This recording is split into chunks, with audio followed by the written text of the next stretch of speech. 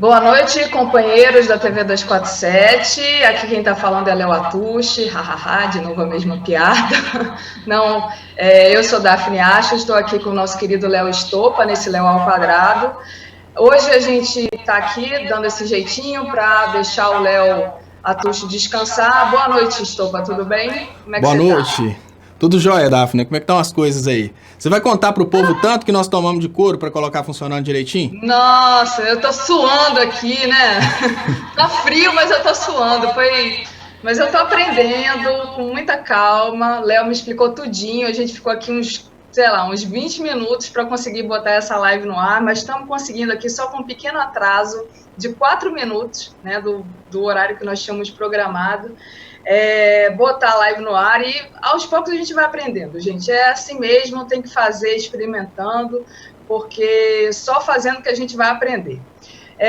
Bom, Estopa, estamos aí de novo, né? Eu aqui tentando ajudar, sei que é impossível substituir o Atushi, mas vamos lá. Vou passar logo o primeiro assunto para você. Hoje a gente teve uma notícia aí do STF, né, através da ministra Rosa Weber. Ela deu 15 dias de prazo para o nosso presidente Jair Bolsonaro, caso ele queira que ele preste esclarecimentos sobre a declaração que ele fez, né, quando ele afirmou que a presidente Dilma Rousseff teria participado de ações armadas durante o período da ditadura militar e que essas ações teriam resultado na morte de um capitão do exército dos Estados Unidos, que se chamava Charles Chandler, né, que, enfim, foi morto naquela época do regime militar. Então, ele fez essa declaração e agora a ministra Rosa Weber deu 15 dias para ele se explicar, caso ele queira, né? Esse pedido foi feito aí pela própria Dilma Rousseff, que acionou o STF, alegando que o Bolsonaro, então, estava caluniando a presidenta Dilma, né? Enfim, isso acontece também, coincidentemente, né, uma semana após que através do ministro Luiz Roberto Barroso, também concedeu 15 dias de prazo para que o Bolsonaro, se ele quiser, esclareça a afirmação que ele fez sobre saber as circunstâncias da morte e desaparecimento do Fernando Santa Cruz, que é o pai do presidente da OAB, o Felipe Santa Cruz. E aí, então essa é a notícia, Bolsonaro tem 15 dias para comentar e prestar esclarecimentos para essa declaração, Pois é, Daphne. Bom, eu queria lembrar o pessoal primeiro da importância da gente compartilhar para aumentar o alcance. Então, quem ainda não compartilhou, pessoal, se vocês puderem, por favor, vamos compartilhando aí, que essas informações são importantes, né? A gente precisa aumentar a nossa bolha. Eu tenho uma visão que vai na ideia, Daphne, de que o Bolsonaro é o presidente que foi eleito exatamente por causa dessa característica esdrúxula dele. O Bolsonaro foi eleito por isso. O Bolsonaro não vai ser removido da presidência e não vai perder apoio, porque ele apoia as atitudes estranhas que aconteceram durante o governo militar. Para você ter uma ideia, dentro da base de apoio do Bolsonaro, existem pessoas que acham que, nas palavras do Bolsonaro, a ditadura fez pouco, porque ela só torturou e não matou. Então, todas as vezes que o Bolsonaro toma atitudes estranhas, como, por exemplo, mencionar coisas relacionadas à vida íntima dos outros, o controle da vida íntima dos outros, que a gente faz até algumas críticas do tipo, vistorial, pip, e coisas semelhantes. Toda vez que o Bolsonaro toma uma atitude dessa, ele assusta a nossa bolha, mas ele é aclamado e aplaudido dentro do fanatismo. O Bolsonaro foi eleito com o argumento de ser o cara que chegou para lutar contra o corrupto e para destruir o corrupto. O que significa que qualquer manifestação do Bolsonaro contra as pessoas que estão dentro do seu público como corruptas, essas manifestações serão recebidas com o efeito contrário daquele esperado. Então, qual que é o posicionamento que eu vejo nesse momento? Qualquer medida no sentido de processar o Bolsonaro por causa de uma atitude alarmante, absurda e assustadora para as pessoas comuns, na sua base de apoio, acaba tendo efeito inverso. Isso porque dentro dos fanáticos religiosos, dentro dos evangélicos, dentro dos bolsonaristas fascistas, o fato do Bolsonaro dizer que a Dilma foi envolvida, no caso aí relacionado à morte, à tentativa de morte, qualquer coisa semelhante a isso, isso coloca o Bolsonaro como sendo um herói, porque morte de alguém dos Estados Unidos. Obviamente, se fosse a morte de um brasileiro, a morte de uma pessoa de Cuba, a Dilma seria a heroína, né? Porque, infelizmente, o bolsonarismo ele pensa dessa forma. Uma pessoa dos Estados Unidos ela tem que ser protegida. Eu acho que qualquer tentativa de processar o Bolsonaro no estado atual brasileiro, que é o estado fascista, é dar holofotes para o Bolsonaro, principalmente por causa dessa questão do Bolsonaro poder falar o que ele quiser e se ele quiser. Então, veja bem, o presidente da OAB, ele conseguiu assustar a parte da sociedade que raciocina com esse evento com o Bolsonaro. Claro que ele conseguiu assustar a parte que raciocina. Mas, em contrapartida, na base de apoio do Bolsonaro, o que eles fizeram?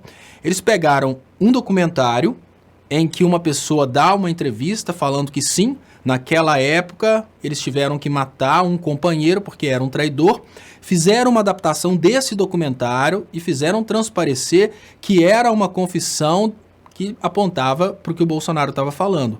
O Bolsonaro falou que o pai do presidente da OAB foi assassinado por uma organização de esquerda, e aí os bolsonaristas fizeram uma montagem sobre um caso semelhante que aconteceu com um traidor da esquerda.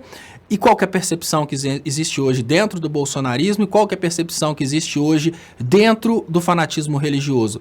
Que o Bolsonaro está sendo a primeira pessoa capaz de falar a verdade a respeito daquilo que foi trazido sobre o governo militar e que são as mentiras trazidas pelos comunistas. Isso é um perigo muito grande. Por quê?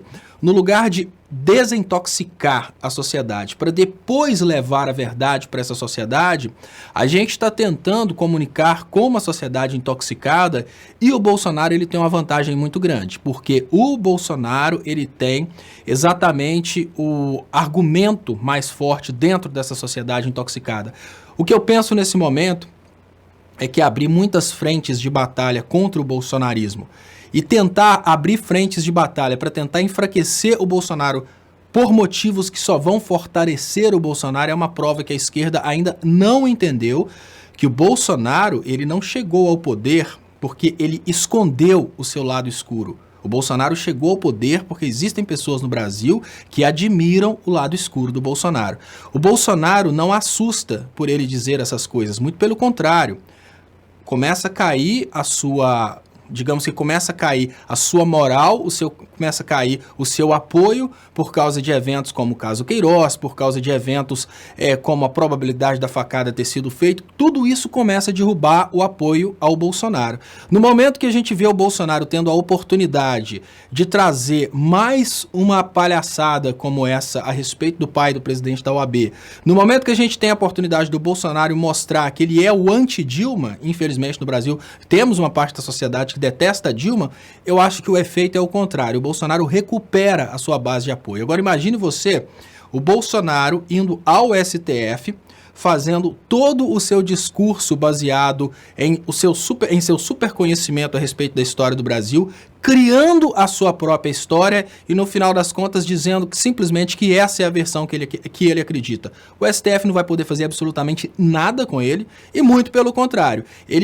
A Dilma está dando para o Bolsonaro uma oportunidade de consolidar a sua versão da história todas as vezes que a Dilma abre holofotes para o Bolsonaro.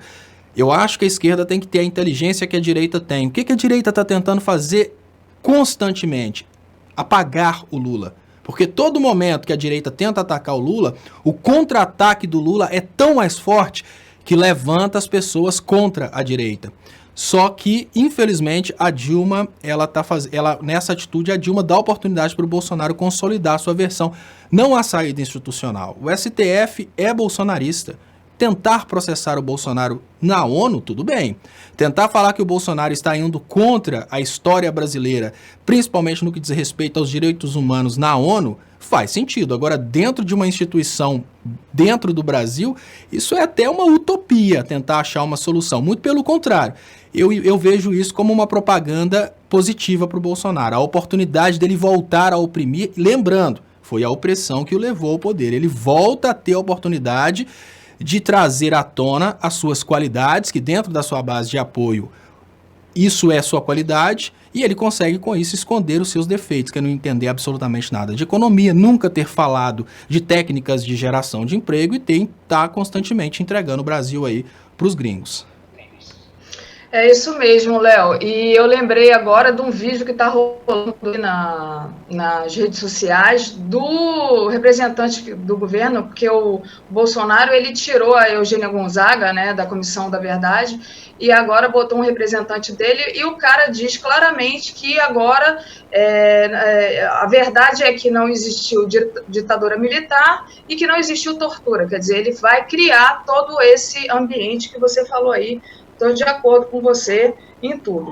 Deixa eu ler aqui, dar uma boa noite para o pessoal que chegou. Aurelina Corado, Antônio Carlos de Souza, Walter de Oliveira, foram os primeiros a estarem aqui.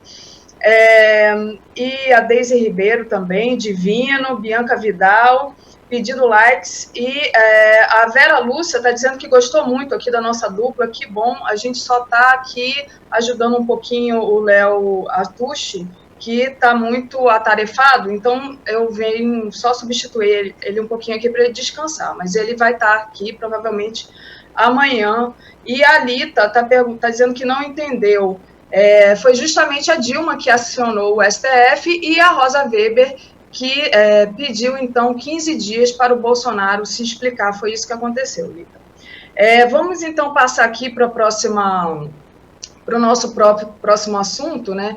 Você falou aí, Léo, do desemprego, que o Bolsonaro não está tomando nenhuma medida contra o desemprego. E hoje, justamente, o Aloysio Mercadante, no Giro das 11, anunciou que o PT vai apresentar medidas emergenciais em um evento para aumentar o emprego no Brasil, né? Ele falou isso no Giro das 11, então era uma coisa que eu gostaria de lembrar também antes de passar para a nossa próxima pauta, que é justamente essa guerra comercial entre China e Estados Unidos, né?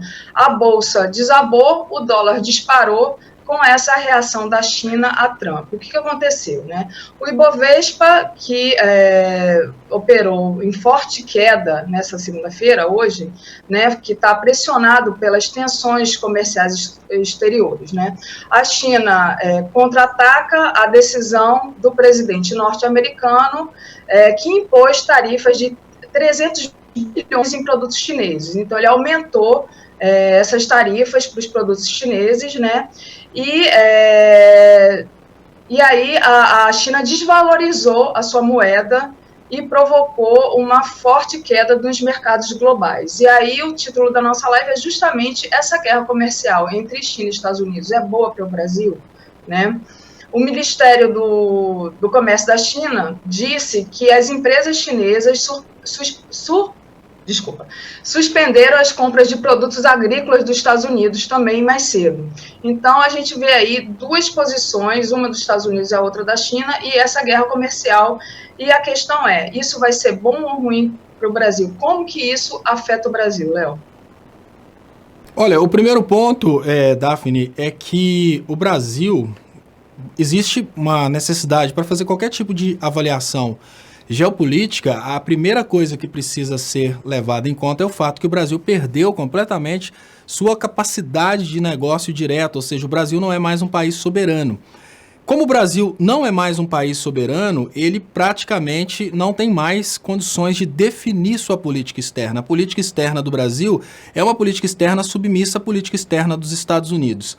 Isso é um problema sério, isso é uma forma que, de certa forma, a gente precisa concordar que foi uma jogada de mestre dos Estados Unidos, porque a China não vai ter condições de suspender a compra de produtos agrícolas dos Estados Unidos, porque a China está sofrendo hoje o mesmo que a Alemanha sofreu depois, né, nos anos 40, que praticamente foi o verdadeiro motivo da Guerra Mundial, para tentar desestabilizar a China nesse momento. Os Estados Unidos estão colocando, obviamente, uma tarifa de importação de produto chinês, é uma coisa que a gente já esperava, e é exatamente a crítica que eu tenho trazido há muito tempo, a diferença que existe entre Trump e o Bolsonaro, e nesse momento fica muito claro e fica muito fácil da gente falar, Bolsonaro nunca foi de direita. O Bolsonaro sempre foi entreguista. Existe uma diferença muito grande entre o político de direita, que está criando condições para proteger o seu mercado, e o político entreguista, que está criando condições para simplesmente entregar a sua soberania, seus recursos,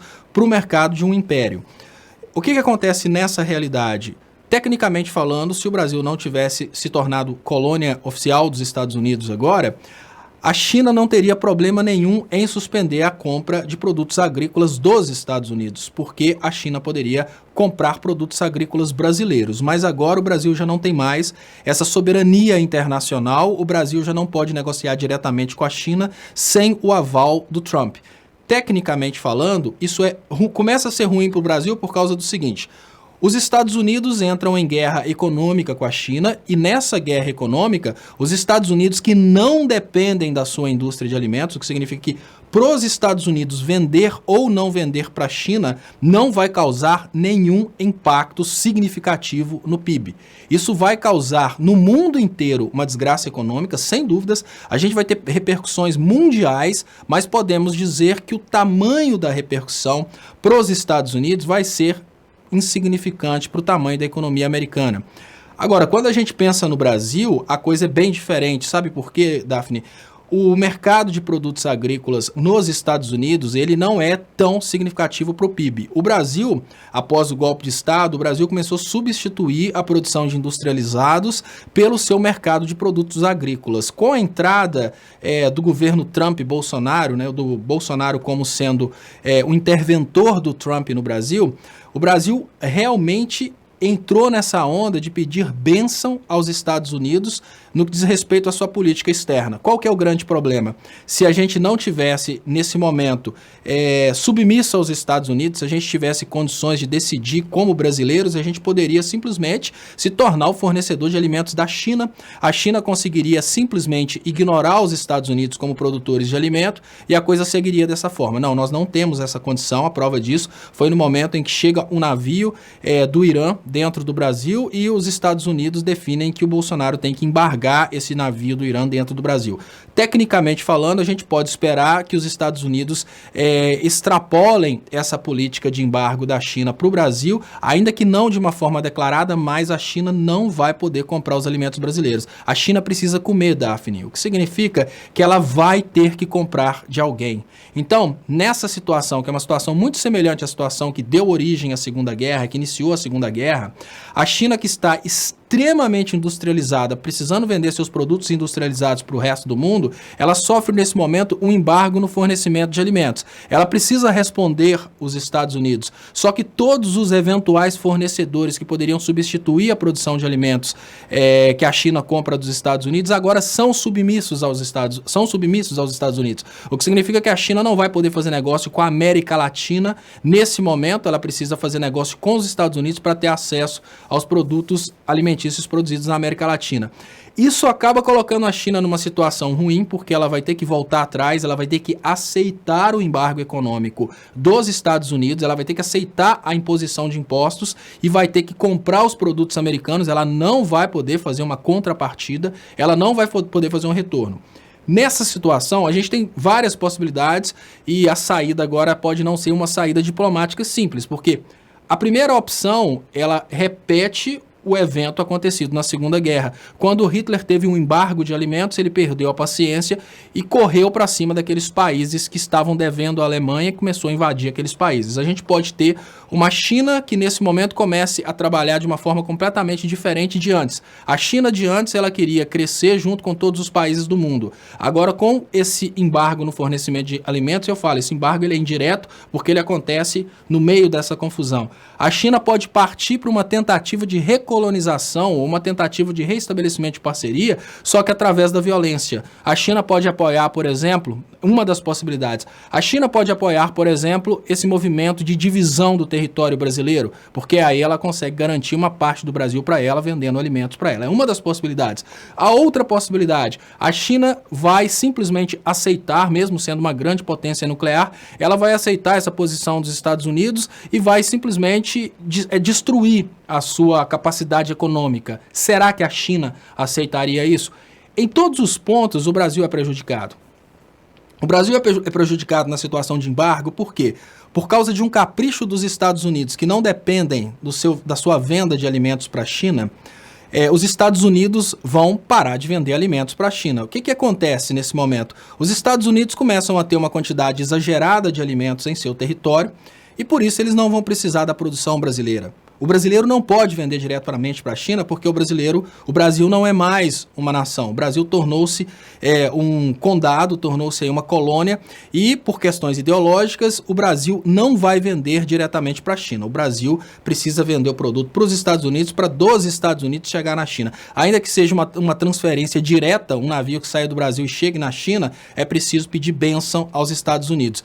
Esse excesso de produtos agrícolas nos Estados Unidos faz com que os Estados Unidos comprem menos do Brasil. Esse excesso de produtos agrícolas aqui no Ocidente, onde acontece a produção, faz com que o preço do produto caia. E essa queda no preço do produto prejudica demais o Brasil.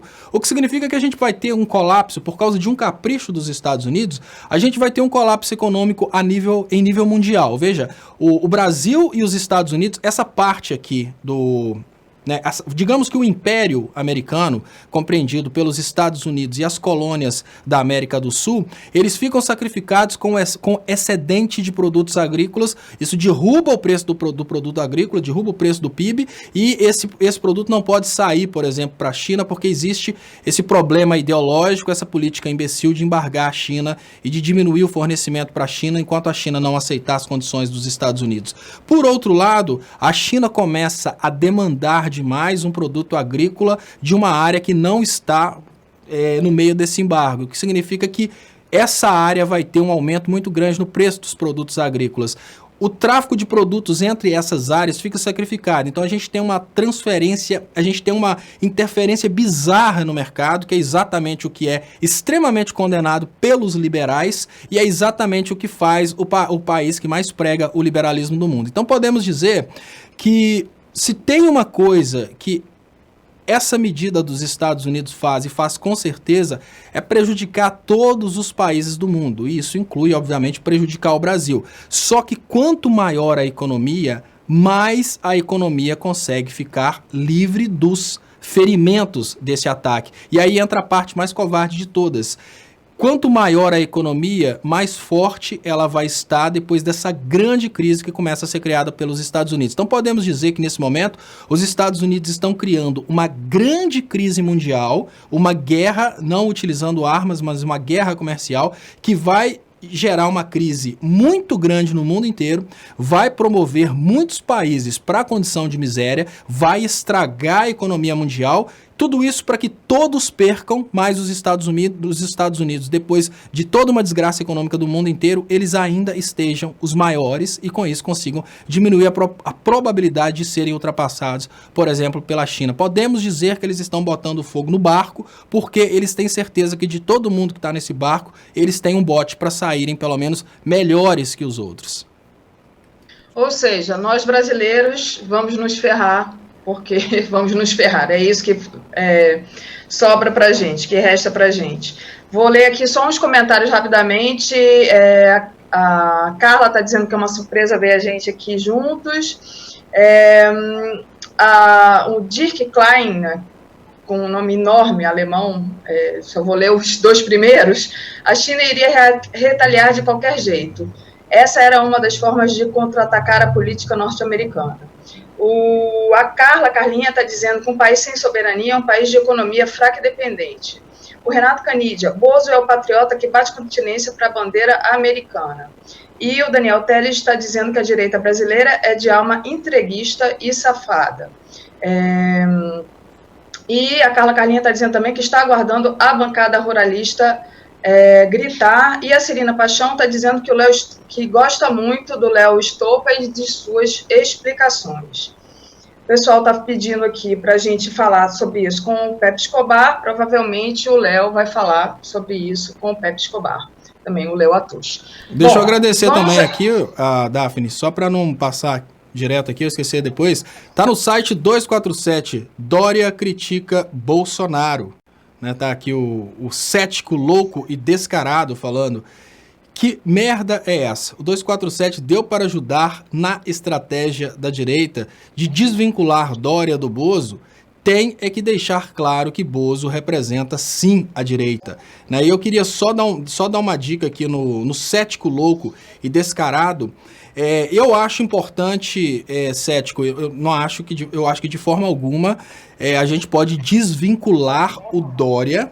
A gente não pode desvincular o Dória do Bolsonaro. Dória e Bolsonaro é um só. Mas é muito importante que a gente consiga mostrar para as pessoas, principalmente aquelas que são contra a esquerda, que o Bolsonaro não é direita. Por quê? Quando você pensa em direita, você pensa num governo nacionalista, num governo que luta pelo seu povo. E se você deixa o Bolsonaro com esse título de ser direita, você está transferindo para ele qualidades que ele não tem. Porque um governo de direita, ele pode ser bom para o seu país, apesar de que ele pode ser esdrúxulo, ele pode ser radical e pode ser um governo ruim para os mais pobres, ele, no final das contas, ele acaba sendo bom para o seu país, ainda que para a elite desse país. Quando a gente pensa no Bolsonaro, a gente não pensa no governo de direita, a gente pensa num entreguista, que é uma outra espécie de governo. É um interventor, a exemplo do que aconteceu no Iraque, após a derrubada, após o extermínio do Saddam Hussein, os Estados Unidos conseguiram eleger um interventor para ficar dentro do Iraque governando, um iraquiano para governar como sendo uma pessoa eleita pelo povo iraquiano e a partir dali tomar as atitudes desejadas pelo governo dos Estados Unidos. Existe uma diferença muito grande. Um governante de direita jamais seria um interventor. Um governante de direita, ele bateria de frente com os Estados Unidos. E existe um exemplo muito básico da diferença entre a direita brasileira e o entreguismo brasileiro.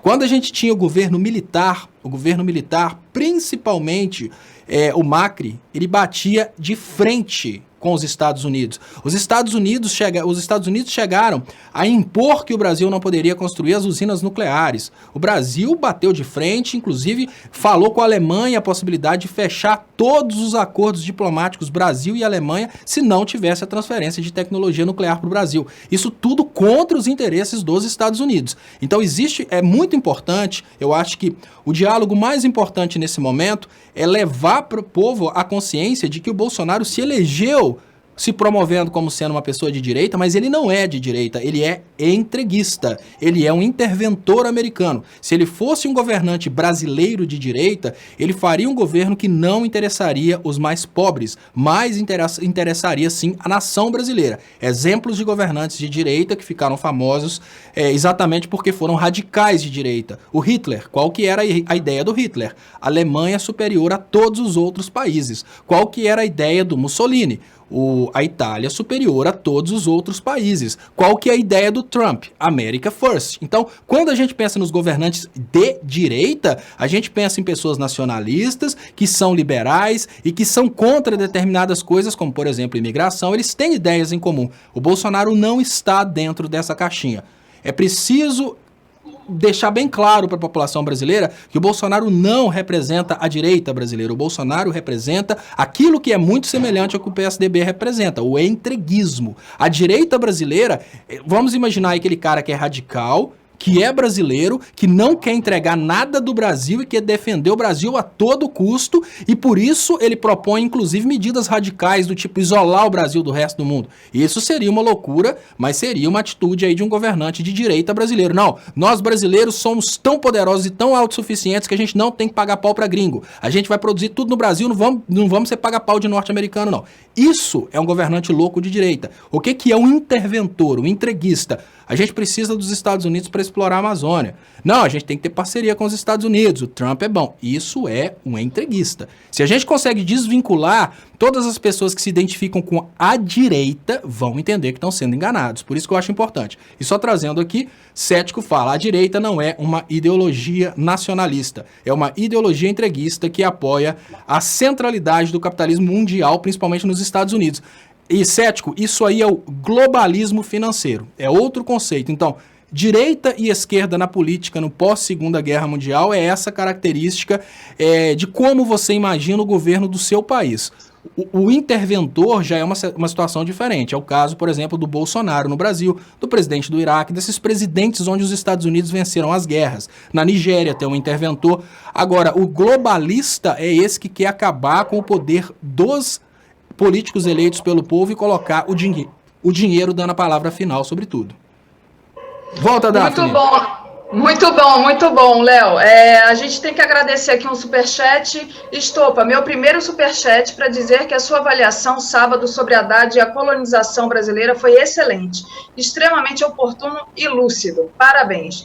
E um outro superchat aqui da Júnia Lage, que diz: não existe direita nacionalista, vide FHC, o responsável pelo crime da Vale. O que o Léo estava explicando aqui pra gente, é que todos os países, a direita, né, a direita da França, a direita da Inglaterra, eles são nacionalistas, e a nossa direita é uma direita entreguista, não é, Léo? Não era isso que você estava querendo dizer? E sabe, Daphne, é muito importante a gente conseguir ter a inteligência de diferenciar as coisas. Por quê? Existem pessoas que não se identificam de forma alguma com o ideal de esquerda. Por exemplo, vamos imaginar, eu tenho um colega que às vezes eu fico pensando o que acontece com esse rapaz, né? Porque, olha, esse colega meu, o mais marcante da vida desse colega meu é o fato de que quando ele era criança, ele carregava lavagem na rua. Ele carregava lavagem de um lado para o outro para poder cuidar de um porquinho dentro de casa. Hoje ele conseguiu um emprego muito bom, né, funcionário público, né, conseguiu se tornar servidor público, ele se formou em Direito, é uma pessoa extremamente centrada, muito mesmo, e está tentando, inclusive, ser juiz federal. Qual que é o detalhe a respeito dessa pessoa? Ele pensa o seguinte: olha, eu lutei muito para conseguir o que eu consegui e eu não concordo com redistribuição de renda, eu não concordo com o Estado ajudando absolutamente ninguém. Por quê? Ele se vê como um exemplo de uma pessoa que saiu de uma situação muito miserável, porque cresceu na minha rua, eu conheço e eu posso dizer, olha, esse cara ralou. Enquanto tinha um monte de amigos nas ruas, curtindo, saindo com as menininhas, ele estava lá, morando, e isso é importante, esse é um cara de direita que eu vi esse camarada morar durante vários anos dentro de um cômodo feito com madeira no trabalho dele. Então ele estava dentro do trabalho dele, estudando a madrugada inteira, acordava de dia, o patrão deixou ele construir um cômodo dentro do local de trabalho e ali ele tinha um cômodozinho feito de compensado. Então não é uma pessoa para falar que veio de uma família rica, por isso ele é de direita. Não, é o contrário. Ele se percebeu como uma pessoa que, apesar de ter vindo da pobreza, ele se esforçou o suficiente e conseguiu mudar de vida. Então ele não acredita que o Estado deva ajudar ninguém. Ele pensa dessa forma. Ele é uma pessoa de direita. E qual que é o detalhe? Existem várias pessoas que pensam dessa forma. Existem várias pessoas que acham que a redistribuição de renda é uma coisa errada e se veem de direita por isso. Mas é importante que essas pessoas entendam que elas não são representadas pelo Bolsonaro. Olha, essas pessoas são representadas pelo Rodrigo Maia, mas não pelo Bolsonaro. Por quê? Tem uma diferença entre direita e o interventor. O Bolsonaro foi eleito interventor brasileiro e ele hoje é um interventor brasileiro. Por quê? Porque a eleição do Bolsonaro, ela veio após uma guerra que não foi declarada, não usou armas, foi uma guerra híbrida, mas foi uma guerra vencida pelos Estados Unidos. Essa guerra fez uso de tecnologia da informação, algoritmos, muita técnica de comunicação, e o Bolsonaro, no final das contas, ele abriu os braços e falou: seja lá o que for, façam o que for preciso. Se eu vencer, o Brasil é de vocês. Então hoje o Brasil não está sendo governado por um político de direita. O Brasil está sendo governado por um interventor. Mas como que a gente consegue diferenciar um político de direita de um interventor, de um entreguista? Não. O PSDB não é de direita. O PSDB é um partido que está, desde o início de sua história, entregando o patrimônio nacional para o capital internacional. Então, o PSDB é o entreguismo. O PSDB é o entreguismo propriamente dito. O PSDB é o predecessor do bolsonarismo. A diferença é que os americanos, eles simplesmente mudaram do PSDB para o Bolsonaro. Então a gente não pode pensar que o PSDB é a ideologia de direita. A gente não pode pensar que o Bolsonaro é a ideologia de direita, porque senão a gente acaba empurrando muita gente que não gosta da esquerda para o Bolsonaro. E essas pessoas se sentem obrigadas a defender o Bolsonaro porque pensam, ele é o representante da direita, mas não é. O Bolsonaro não é representante da direita. O representante da direita faria uma defesa do Brasil como nação. O representante da direita jamais seria a favor da venda do patrimônio nacional. Muito pelo contrário, um representante de direita no Brasil, ele trabalharia, obviamente, pelo bem da nação brasileira. Ele poderia se posicionar do lado dos mais ricos, ele poderia ser contra a redistribuição de renda, mas jamais ele seria a favor de privatizações, jamais ele seria a favor da entrega do Amazonas, jamais ele seria a favor de atitudes que tomam qualquer coisa do Brasil como nação. A diferença é essa. Governo de direita deixaria o pau quebrar dentro do Brasil, mas jamais deixaria um gringo bater a mão na cara de um brasileiro. A diferença é essa. Um governante de direita ou um governante de esquerda seria como um familiar. Dentro de casa ele pode brigar, pode xingar, pode fazer o que quiser, mas se veio um de fora e bateu no irmão, ele entra na briga para defender o irmão. Bolsonaro não é um governante nosso, ele não é de direita e não é de esquerda, ele é entreguista, interventor. Sabe por quê? É a necropolítica, né? Numa disputa entre um brasileiro e um americano, ele sempre vai ficar do lado do americano. Simples assim. Ô, Léo, deixa eu ler um pouquinho aqui os comentários. Responder ao Oliveira Nunes, Sociedade de Advogados. Por favor, qual o endereço e e-mail para contato com a TV 247? É justamente esse, contato@tv247.com.br. Se quiser mandar um para mim, eu também tenho e-mail do 247, é daphne@tv247.com.br. Mas manda para o contato que é melhor. Um outro comentário aqui, Margarida Maria Pereira está dizendo que trabalho primoroso que você faz, Estopa, então parabéns aqui para o Estopa. A Zenaide Maria Bertoldi está dizendo, Léo hoje trocou a pilha. Então a gente vai aproveitar aqui para comentar o nosso próximo, que tem tudo a ver aí, o nosso próximo ponto, acho que o Léo meio que já respondeu, mas é que hoje saiu aí uma notícia de uma pesquisa do Datafolha, em que 66% dos brasileiros rejeitam a submissão de Bolsonaro a Trump.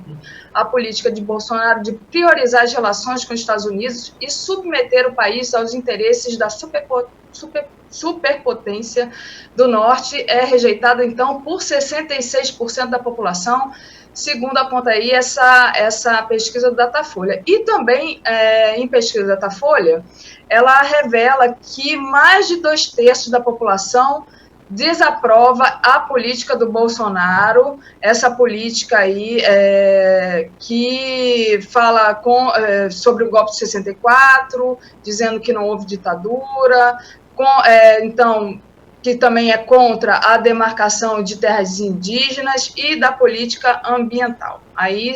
Então, esse é o nosso próximo ponto. Meio que você já estava falando disso, mas a gente só dá essa pincelada aí para você falar um pouquinho da pesquisa do Datafolha. Sim, Daphne, deixa eu só agradecer mais uma vez, então, que o cético louco e descarado, ele trouxe aqui um arremate. Ele disse: direita é nacionalista no centro do capitalismo. Em países ricos, em países pobres, a função da direita é apoiar o centro do capitalismo e não o nacionalismo. Né? Exatamente. E o cético falou tudo. Né? Só para terminar esse assunto, o cético falou tudo.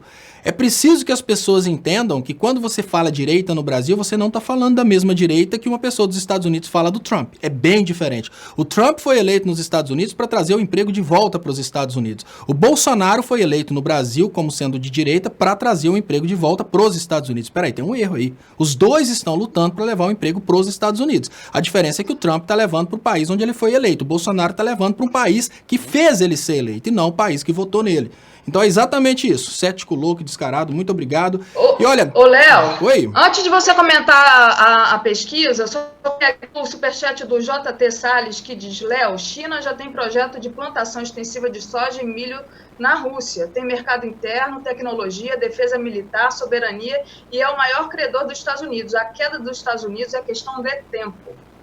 Depende, assim, só para arrematar também esse assunto, o grande problema é que tem algumas pessoas que acreditam que a guerra entre Estados Unidos e China é exatamente para os Estados Unidos terem essa oportunidade de darem o tombo na China, ou seja, não pagarem a China. E é uma coisa que lembra muito a realidade do início da Segunda Guerra Mundial.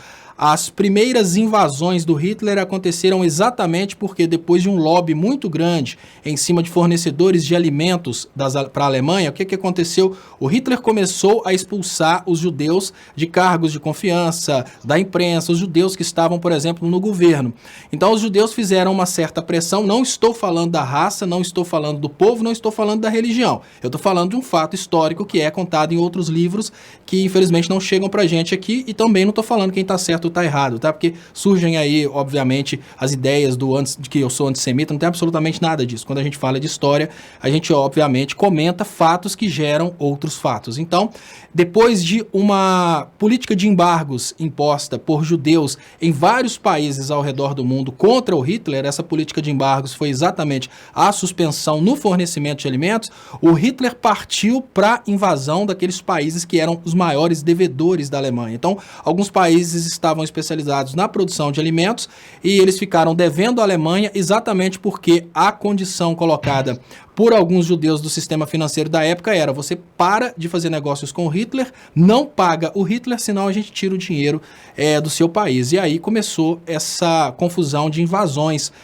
do Hitler na Segunda Guerra. E agora, infelizmente, a gente vê a história se repetindo, porque o que está acontecendo é uma coisa muito semelhante. Me parece que os Estados Unidos começam, nesse momento, a criar uma espécie de isolamento para a China, e o próximo passo, para a gente realmente repetir o evento que fez o início da Segunda Guerra Mundial, são os Estados Unidos julgarem uma ideia para todos aqueles países que devem à China: olha, a partir de agora você não paga mais a China, e pronto, deixa a China quebrar, deixa a China se ferrar. A diferença é que o Hitler tinha, obviamente, uma condição de guerra muito grande, mas ele não tinha armas nucleares, né? E a China tem armas nucleares, o que significa que a melhor coisa para esse momento é não tentar espetar a China. Agora, tomara que a China tenha essa condição mesmo de construir essa estrutura de produção de alimentos para o seu povo aí na Rússia, porque dessa forma ela consegue se blindar da chantagem dos Estados Unidos. E agora, mudando completamente, Daphne, e chegando nessa parte do povo e o Bolsonaro não se preocupa com a maioria. O Bolsonaro precisava, e isso foi uma coisa muito estratégica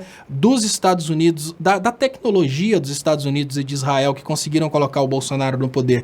O Bolsonaro nunca precisou da maioria, ele nunca precisou da grande maioria, ele precisava da maioria de votos. E ele conseguiu isso como? Através de teorias como kit gay, mamadeira erótica, pessoas de bem. Ele conseguiu manter algumas pessoas dentro de casa e ele conseguiu a maior omissão dos brasileiros em uma votação em sua história, né? Então o Bolsonaro ele conseguiu ser eleito através da manipulação da opinião pública, usando algoritmos, usando tecnologia, e ele já fez aquilo que necessitava da opinião pública, que é ser eleito. Então, nesse momento, você ficar pensando que a quantidade de pessoas que rejeitam a política do Bolsonaro vai fazer uma grande diferença, para mim é uma ilusão, porque o Bolsonaro agora, ele não precisa mais de aprovação do povo. A aprovação do povo que legitimou o Bolsonaro aconteceu nas urnas. Agora, o que o Bolsonaro precisa nesse momento é de uma pequena quantidade de fanáticos suficientes para fazerem um grande estrago toda vez que ele solicitar um grande estrago. E isso já acontece, já temos pessoas que ameaçam o STF, ameaçam o Congresso, ameaçam pessoalmente ministros do Supremo, e tudo isso tem mantido o Bolsonaro no poder.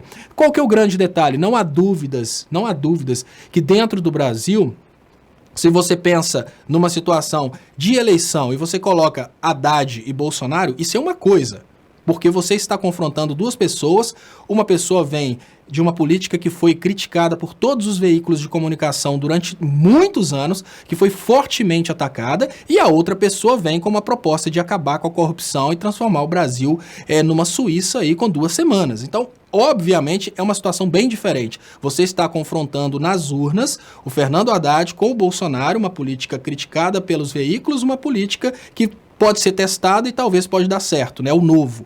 Só que quando você confronta uma política do Bolsonaro contra ela mesma, a situação é bem diferente. Uma coisa é um eleitor do Bolsonaro decidir por Bolsonaro numa opção entre o PT, que foi criticado pela Globo por anos, e o Bolsonaro, que é uma coisa nova que pode dar certo. Outra coisa é você virar para o mesmo eleitor do Bolsonaro e falar: você acha que o Bolsonaro está certo no momento que ele fala que vai acabar com a educação pública? É lógico que nessas políticas o Bolsonaro vai perder. Não tem uma política concorrente assinada pelo PT. É só o Bolsonaro contra ele mesmo. Um pouquinho de resquício de fanatismo, porque senão a gente teria, obviamente, 99% da população indo contra essas políticas. Mas qual que é o grande detalhe? Ele não precisa mais da aprovação para se manter no poder.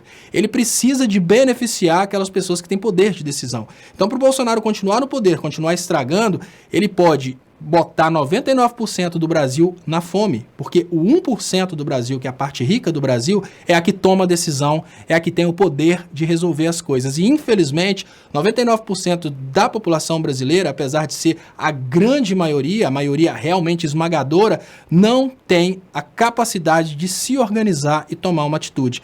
E tem sido muito mais confortável para o bolsonarismo olhar dentro da população aqueles que teriam capacidade de organizar o povo e convidar aqueles que têm capacidade de organizar o povo para o lado do mal, que é o que tem acontecido. A gente tem visto muitas lideranças passando por um processo de tabatização, migrando do campo democrático, do campo progressista, do campo de redistribuição de renda para o lado dos poderosos, porque as pessoas pensam, olha, é muito mais fácil ficar do lado de quem ganha milhões e não é processado do que ficar do lado do Lula, de quem distribui milhões para o povo e é preso. Então, tá muito fácil para o bolsonarismo, a opinião pública vale praticamente nada, porque o que vale nesse momento é a opinião de quem pode, no final das contas, assinar pelas decisões do que vai acontecer no Brasil.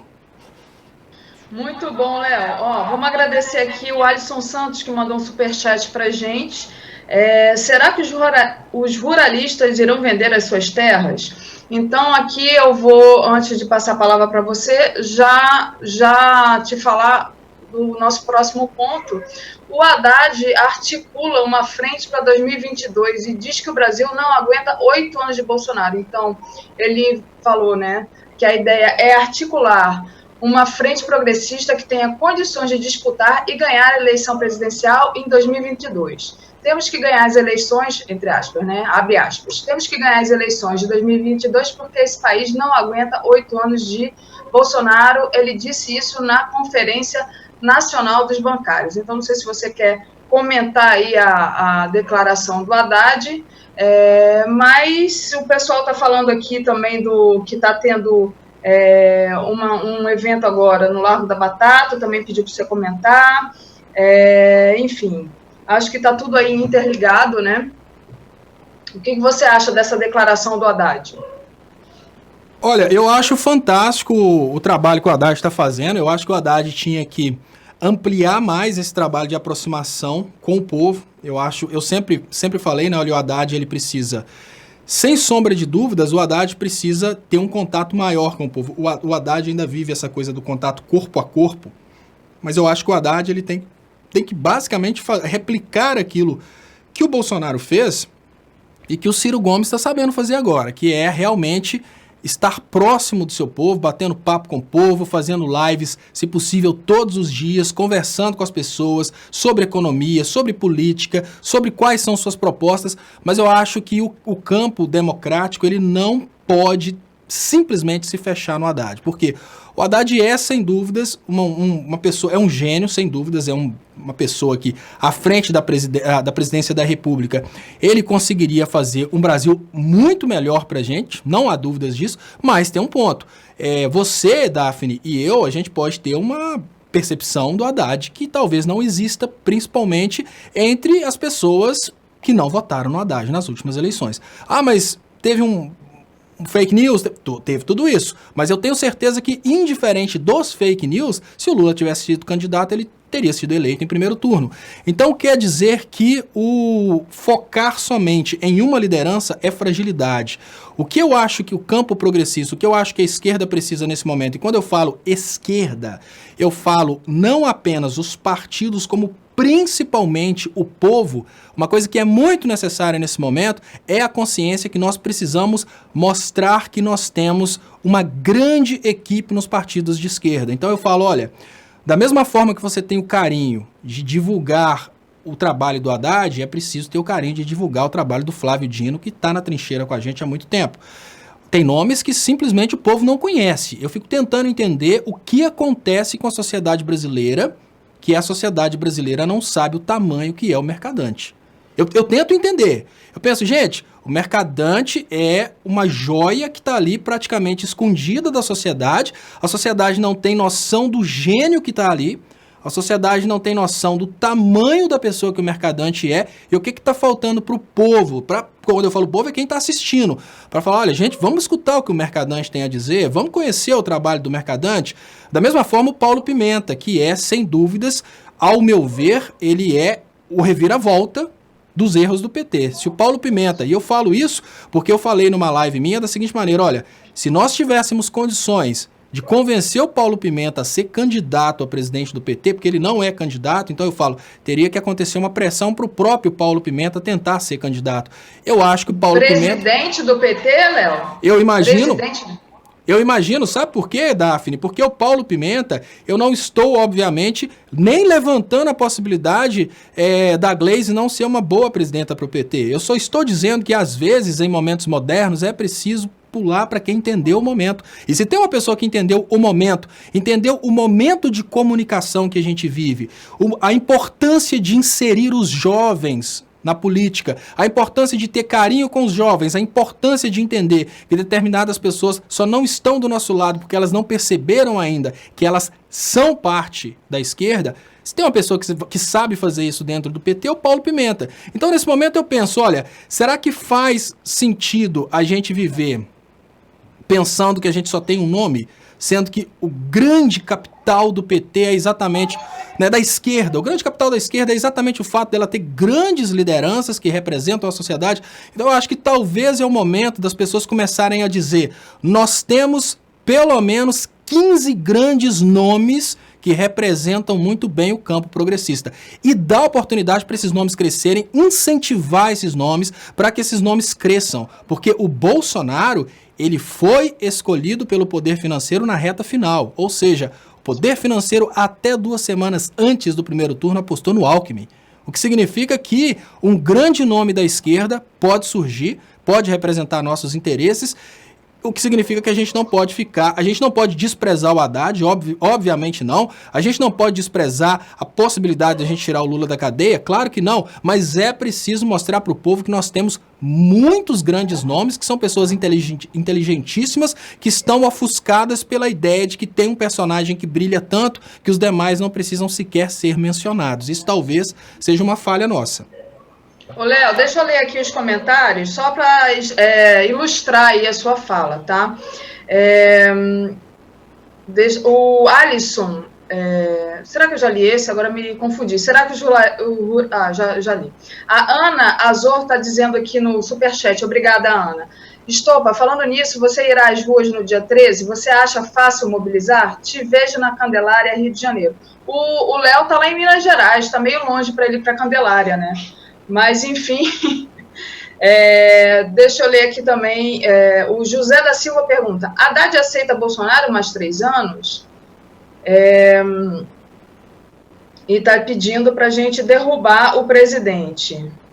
O Benedito José Bernal está dizendo, o STF deu 48 horas para a Polícia Federal entregar material apreendido de hackers. E aí? Então, obrigado, Benedito, pelo seu superchat. A Carla está dizendo, Gleisi é uma guerreira lutadora, defenda a continuidade dela na presidência do PT. E foram esses os comentários que eu separei aqui, os superchats. Eu acho que o Léo não está defendendo a queda da Gleisi de forma alguma. Ele está dizendo que, que tem vários nomes também, que são bons nomes, né?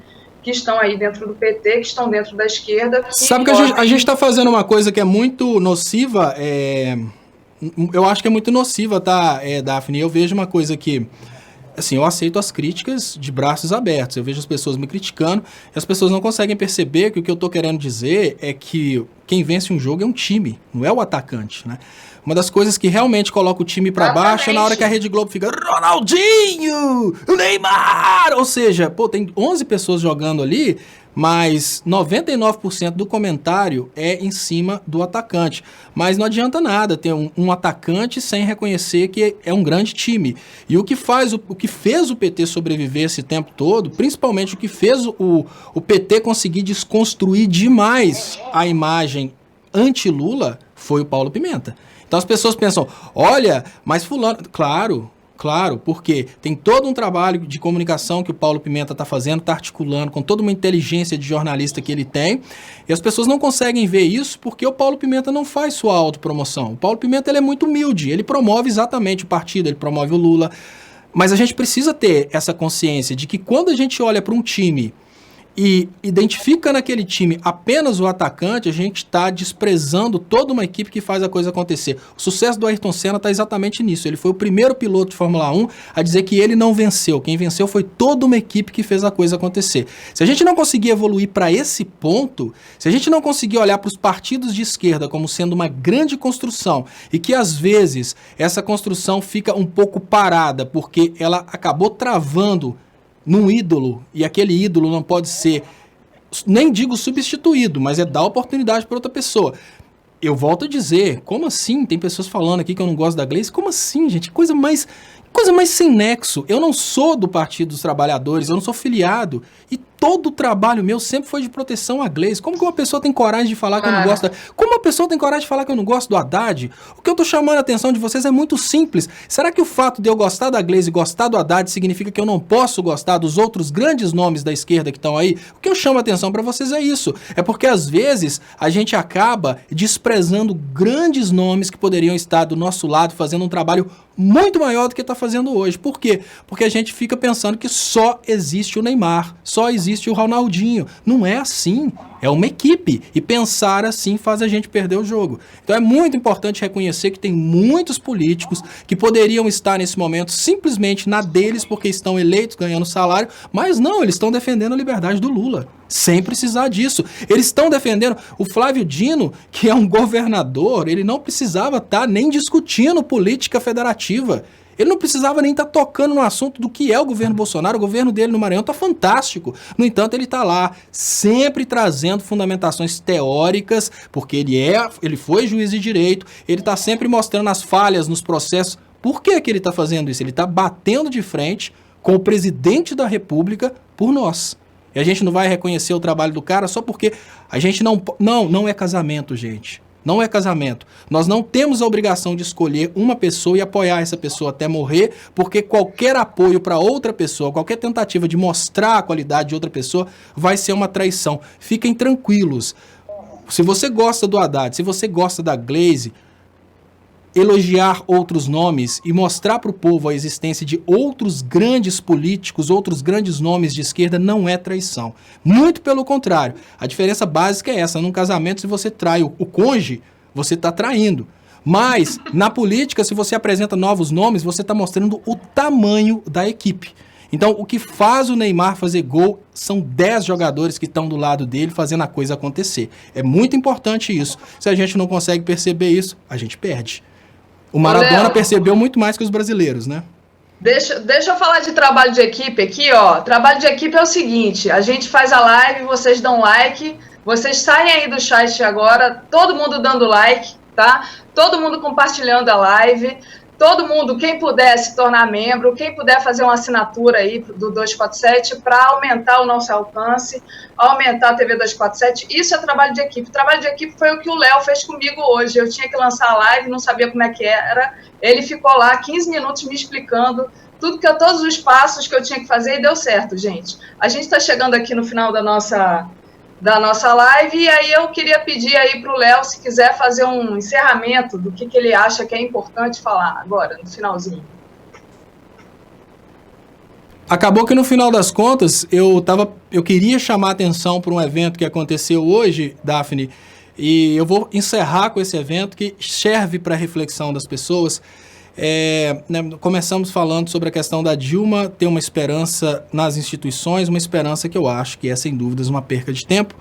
E hoje o PSDB foi de uma forma ou de outra, beneficiado pelos seus amigos do Poder Judiciário. E aí a gente continua fazendo uma pergunta básica, né? Uma pergunta que resume todos os eventos de conluio entre o PSDB e o Poder Judiciário. E o Aécio? Se você continua pensando que o Poder Judiciário realmente coloca bandidos na cadeia, a pergunta básica que eu faço para você nesse momento é: o que acontece quando o bandido é do PSDB? Então, muito obrigado, pessoal. Vamos nos inscrever aí nos canais e eu volto às 10h30 da noite com o Léo Stoppa ao vivo. Muito obrigado e até lá. É isso mesmo. O Léo está falando aí do Ministério Público, né?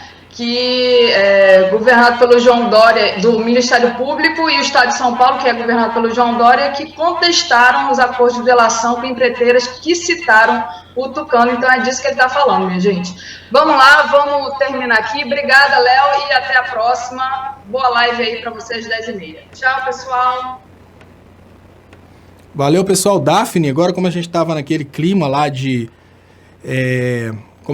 pessoal, naquele clima de falando sobre essa questão aí de direita e esquerda, né? Eu queria agradecer o colega que trouxe aqui essa questão da direita e da esquerda e queria, né, só dar um tapa final nesse assunto. Direita, pessoal, ela é nacionalista.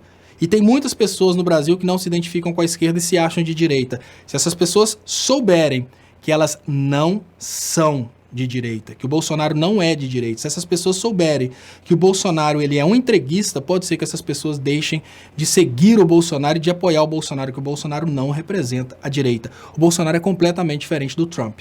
Então, muito obrigado a todos vocês que participaram por aqui. Vou deixar aqui a mensagem muito importante do Antinet. Compartilhem e eu volto às 10h30. Aqui no Brasil, a gente tem uma prática muito cruel das empresas que instalam serviços de TV a cabo. Eles não fazem o aterramento do sistema de TV a cabo. O que isso normalmente tem causado no Brasil é a queima de aparelhos televisores, a queima de aparelhos ligados ao sistema de internet do provedor de internet. Por exemplo, a NET não instala o supressor de surtos que é necessário na entrada do sistema de TV a cabo. Da mesma forma que um raio pode cair e queimar um aparelho eletrônico, imaginem o que pode acontecer se uma criança estiver segurando o fio da TV a cabo exatamente no momento em que o raio cai. O que eu estou chamando a atenção de vocês é que o sistema de TV a cabo, como está sendo instalado pela NET em várias casas brasileiras, ele pode causar não apenas a queima dos aparelhos, como pode causar também a morte de pessoas. O que acontece é que na hora que o raio cai, uma indução eletrostática acontece naquele fio que está esticado. E ali, aquele fio recebe centenas de milhares de volts e quebra o isolamento do equipamento. Isso queima a televisão, isso queima os aparelhos conectados à internet e pior, se tiver uma pessoa, ela pode morrer. Por que ninguém fala a respeito disso no Brasil? Porque é muita grana que está em jogo. É muito mais fácil deixar as pessoas mais pobres morrerem sem saber o que está acontecendo do que denunciar uma empresa do tamanho da NET que ela está instalando o sistema sem a devida proteção, porque na hora que cai um raio e queima, eles averiguam e tentam dar barrigada e não pagar a indenização. A tendência natural do brasileiro é deixar para lá. Então eles não atendem, você vai deixando a coisa para lá até o momento em que você perde o direito de entrar na justiça contra eles. Estatisticamente fica mais barato para eles desrespeitarem o Brasil do que atenderem adequadamente. Aí que entram as agências regulamentadoras para exigirem essa condição de segurança. No Brasil eles têm um lobby muito forte e isso não acontece. Aqui no Brasil a gente tem uma prática muito cruel das